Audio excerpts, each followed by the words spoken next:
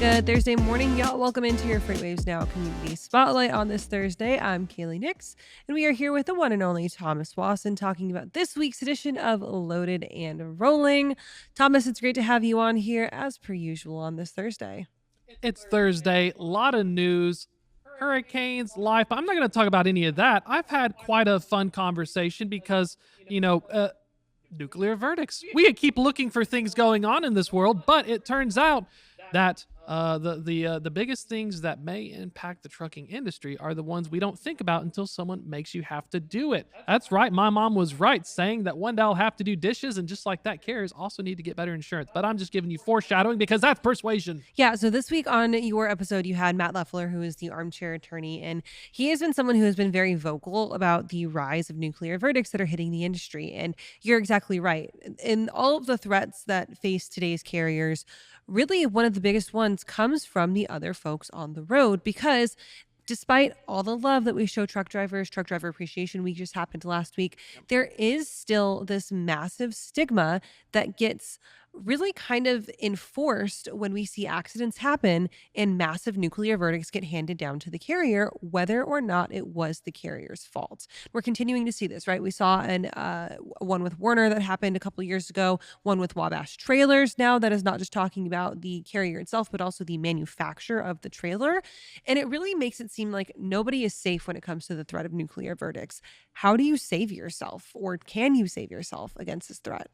It's fascinating because as I was talking with Matt over the course of the conversation, what has happened with trucking, and this is why you listen to me, folks, because I'm giving you a spicy take that's also humorous but painfully true. The problem and the theme that I keep hearing as to why are these nuclear verdicts happening is because, well, we tried to collect from the trucking company. They didn't have enough insurance, so now I'm going to sue Daimler in an instance where a truck rolled over and a driver was thrown, the trailer maker because I need to collect from someone because a drunk driver ran into the back of it. And so it's very fascinating because the trucking community is the first thing to tell you, I don't want to pay more, I don't need more regulations, I don't need more standards. And then, like the meme, surprise Pikachu face, you're sued 3 ways to Timbuktu because you haven't done your due diligence right, and basically they're looking to collect from other ways and you're out of business. So I think trucking definitely has this interesting dynamic where we have this rugged individualism, but at the same time,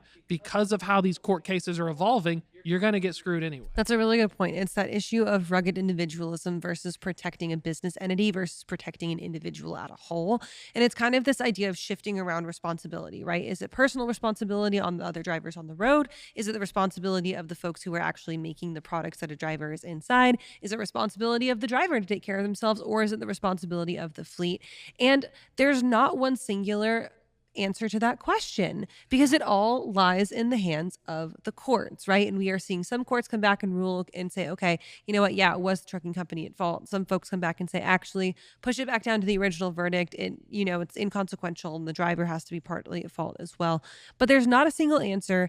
There are questions about whether nuclear verdicts will get taken to the Supreme Court, and we get it to the point where we start to see federal regulation or federal legislation on it.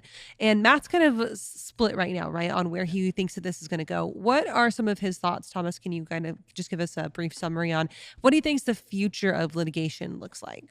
Right now, we're stuck in the States. It's like a game theory situation where the Texas one with Werner is going to make it to the Texas Supreme, but he doesn't believe it'll make it to the Supreme because it's not a federal thing. It's really a state of Texas. This happened in Texas. They're figuring it out.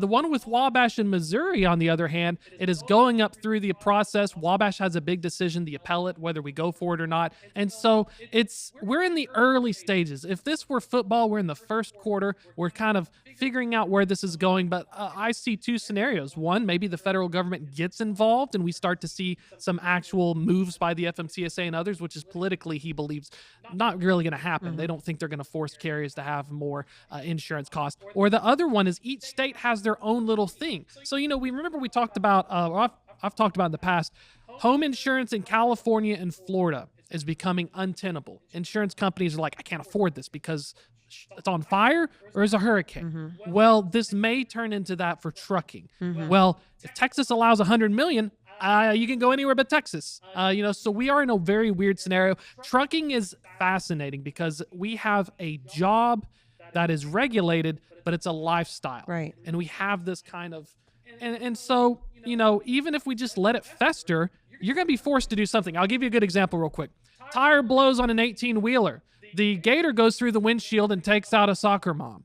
Whose fault is it? Is it the driver's fault for not conducting their pre-trip inspection or post-trip inspection and noticing the tire was bad? Is it the tire maker's fault for selling them a tire? Is it the roadside tech's fault for giving them a retreaded tire that may not have been up to spec? Is it the manufacturer's fault because the truck was being operated in the limits? Is it the fleet's fault because the driver used personal conveyance 2 times in the past week and may have been drowsy? Is it the telematics provider's fault for not showing it? So we have, if I'm an attorney, it is like I am a kid in a candy store, because these are questions that have historically not been asked. And right now, the trucking industry, as we try to poke fun at ourselves, wondering who's the biggest trucker, who can really speak for truckers, it doesn't matter when you're in court and about to be sued into oblivion. So it's a fascinating context, because these are the things that are happening on the edges that we're actually not focusing on. And I think Matt brings such a great point, because he's like a voice crying out in the wilderness that this is going to happen whether you like it or not.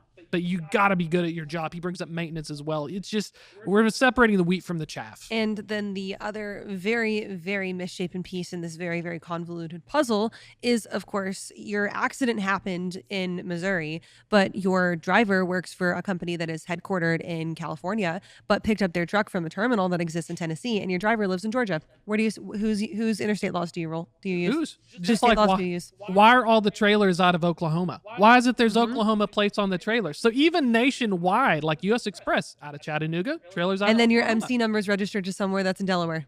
In Delaware, your motor never carrier know. number. Exactly. So, this is very interesting, because trucking has existed this way since the 80s. It worked all the way until the ELD mandate, because we had fungibility. There's some authors talking about that. It actually made it safer. Now that's less safe. Drivers are more stressed. It depends on who you ask.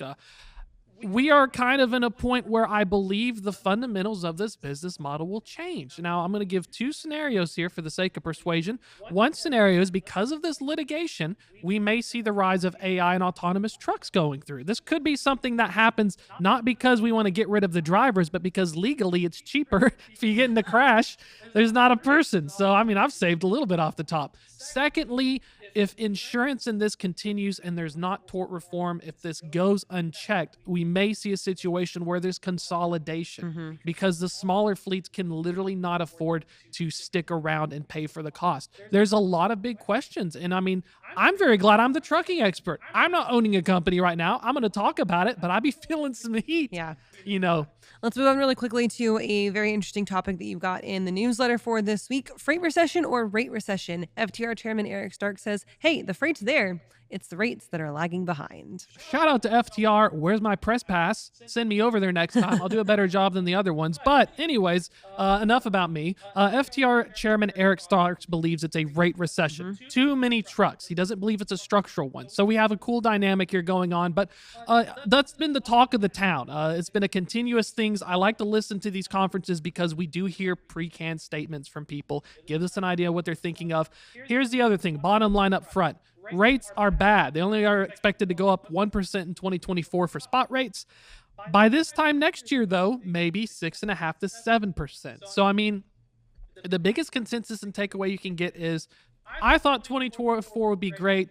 I'm probably eating crow 3 times. I first messed up because I bet it on Groundhog Day. That failed. And then I bet it on July 4th, and it got my hopes up. And then now with Labor Day, my hopes are back down. And so we're just punting the ball. It's 3rd and 15. Hey, but Hurricane Helene is in that Gulf Coast region. Folks from the Big Bend of Florida down to Tampa Bay are going to be watching out. And we all know FEMA freight is something that a lot of these folks hang their hat on when it comes to short-term hope. And the threat of that East Coast port strike is also on the way.